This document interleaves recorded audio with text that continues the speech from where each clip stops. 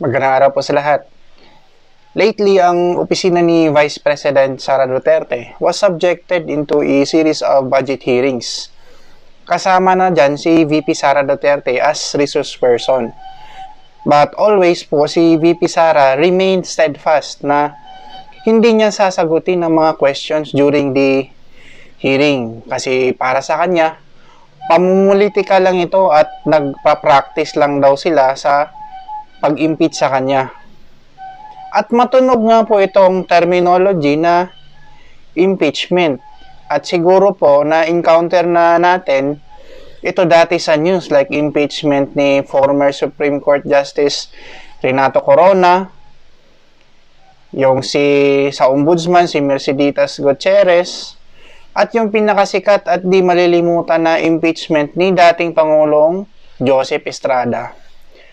Ang impeachment through an impeachment trial ay isang proseso na naiiba sa lahat o sui generis dahil ito ang proseso upang tanggalin sa pwesto ang Presidente ng Pilipinas, ang Vice Presidente ng Pilipinas, Chief Justice at Associate Justices ng Supreme Court, Chairman at members of the Constitutional Commissions like the COMELEC and Commission on Appointments and the Ombudsman. Ang mga grounds po naman upang matanggal ang mga binanggit ko via an impeachment trial ay culpable violation of the Constitution, treason, bribery, graft and corruption, other high crimes, and betrayal of public trust. Ito sikat na sikat ito ngayon na term, betrayal of public trust. Ang isang impeachment complaint po ay pwedeng i-file o ihain ng isang membro ng House of Representatives natin o kahit sino mang citizen ng Pilipinas via an endorsement by any members of the House of Representatives. Nagsisimula po ang impeachment case sa House of Representatives. At kapag may sapat po na boto ng at least 1/3 ng lahat ng mga membro ng House of Representatives, ito po ay bubuo sa tinatawag na Articles of Impeachment, which will then be referred to the Senate for trial. Tandaan niyo po na mag-start sa House of Representatives ang impeachment complaint. Tapos ang Senate naman ay responsible sa trial o paglilitis nito.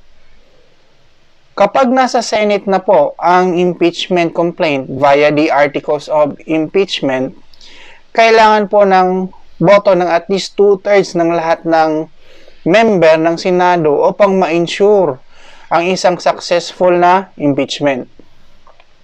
Kapag ang presidente po naman ang subject ng isang impeachment trial, ang Chief Justice ng Supreme Court ang siyang magpe-preside pero hindi po siya boboto.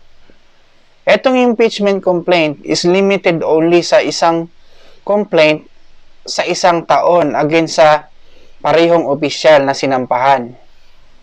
So that is impeachment in a nutshell po. In the words of Justice Story, an impeachment is a proceeding purely of a political nature. Is not so much designed to punish an offender as to secure the state against gross political misdemeanors. It touches neither his person nor his property, but simply divests him of his political capacity. Put differently po, removal and disqualification are the only punishment that can be imposed upon conviction on impeachment. Thus, criminal and civil liability can follow after the officer or public officer has been removed by impeachment. With regard to Vice President Sara Duterte, yes, she is an impeachable officer po under the Constitution. But tignan po natin ang mga susunod na mga news about sa itong brewing nga na mga news sa pag-impeach sa kanya. Hindi ko alam kung totoo ba ito or hindi. Sana po ay may natutunan po tayo today. Salamat po.